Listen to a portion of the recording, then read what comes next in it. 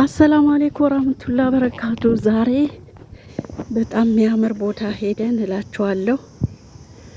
እንዴት እንደሚያምር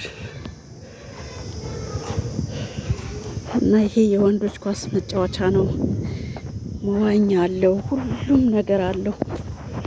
በጣም ነው የሚያምረው። ያው እንደጠፋሁ አውቃለሁ፣ ጠፍቻለሁ። እንግዲህ ነገራቶቹ አልመቻችም ብሎ ነው እና የዛሬው ደግሞ ለየት ያለ ነው። በጣም ነው የሚያምረው ማለት ነው።